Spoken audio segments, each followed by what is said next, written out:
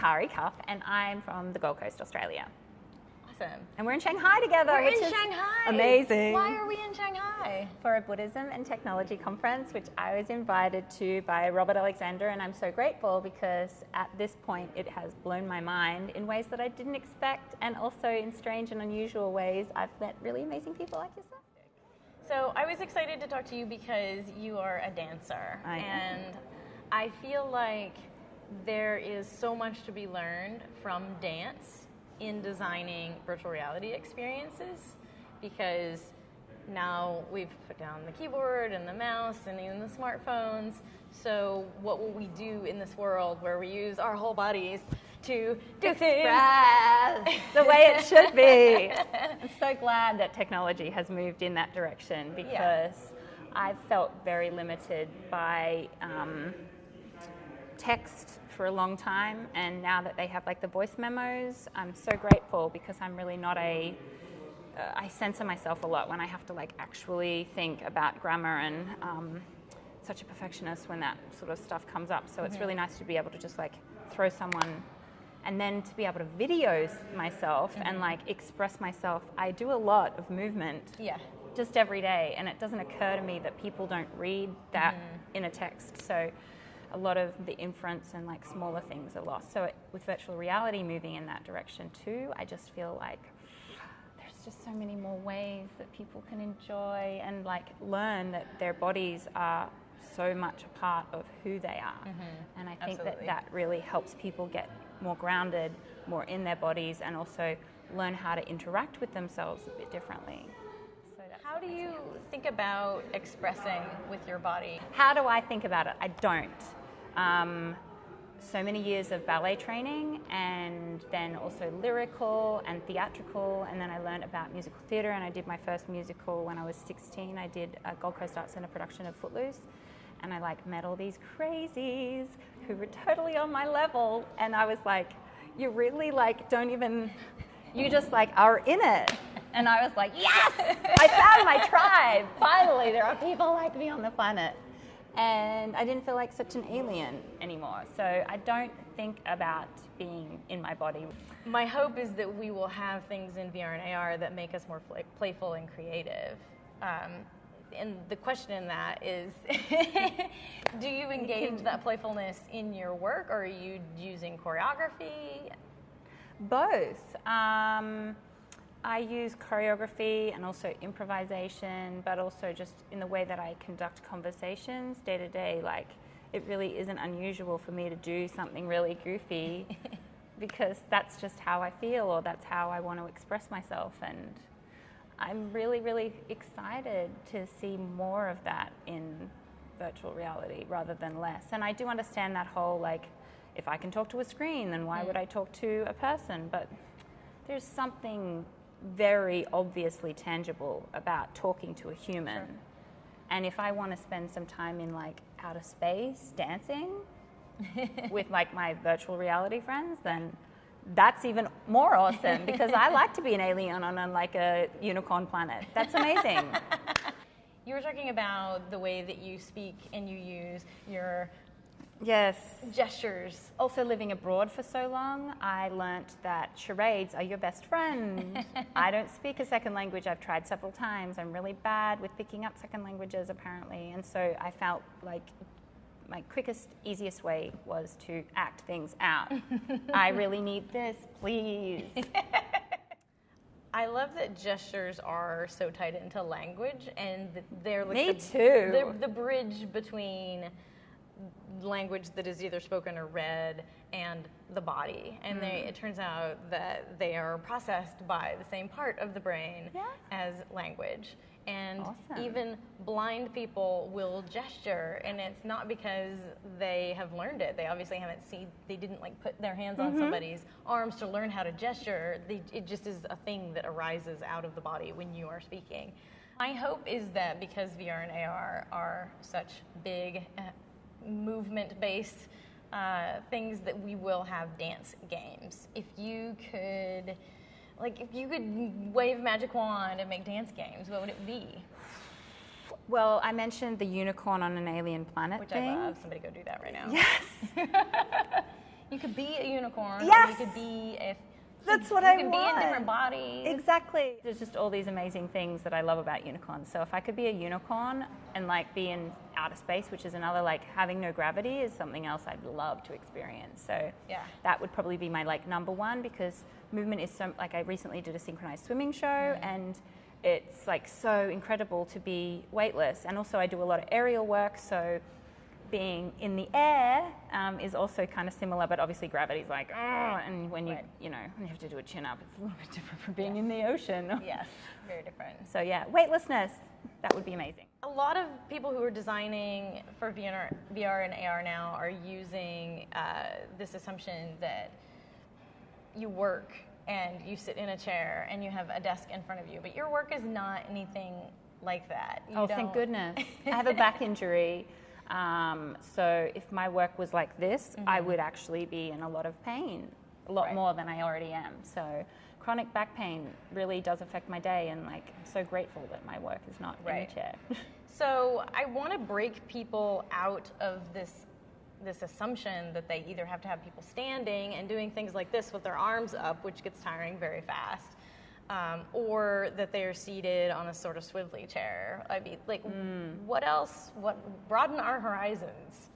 Sure. Well, I think the bigger the space that you can interact with, the better. So definitely, give me a little bit more than, you know, what I would need for like maybe a gym class or a dance class that I was taking.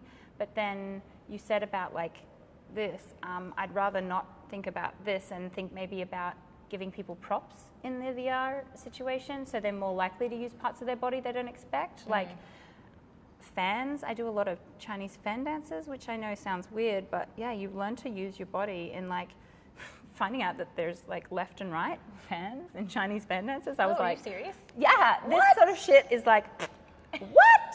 Because like when you go crunk and you smack a fan open, it has to open and be symmetrical. And so for you to do it with this hand, otherwise you'd have it go that way, or you'd have to go like that. And so you can't actually make it unless you have a right and left fan. Oh my gosh. Right? I know, it blows your mind. Okay, I want a fan in VR right now.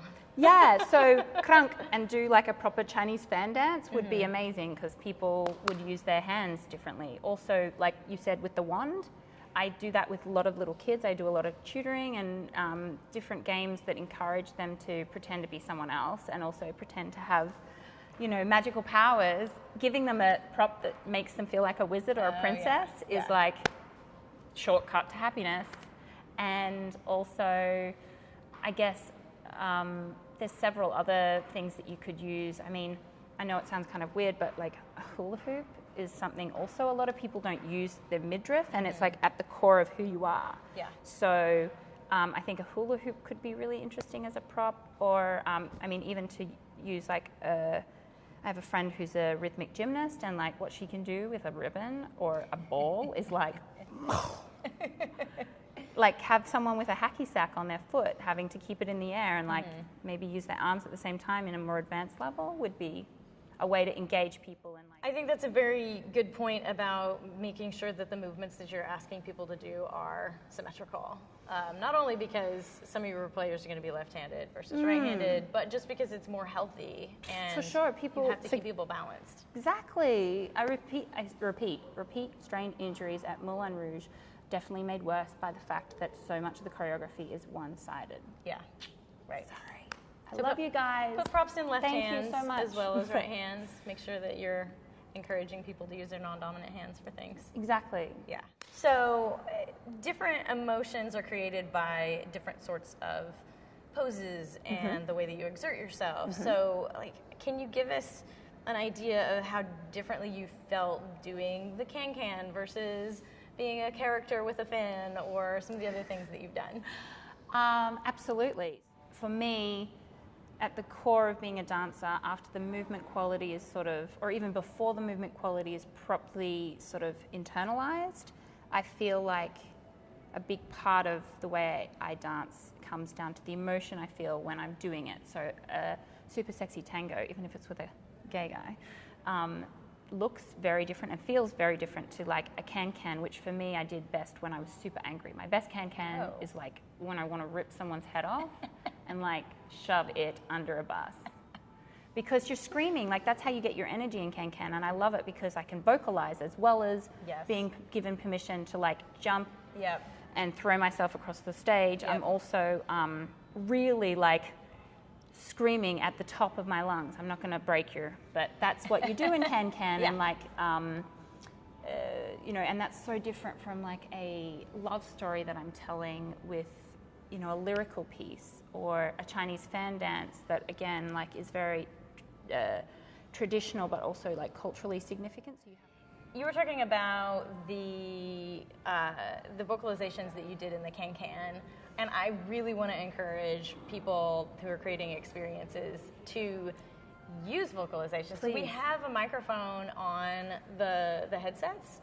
Great. So yeah, like talk about a little more about how the vocalizations add to that experience. I think with every character, there's room to improve and more fully embody them by making a variety of different noises, and they don't always have to be pretty. Right. And you don't have to be a singer or an actor or a voiceover artist to make sounds that are innately you and very interesting and not always language-based either. That's what I mean by it can be universal. You just make sounds that feel right.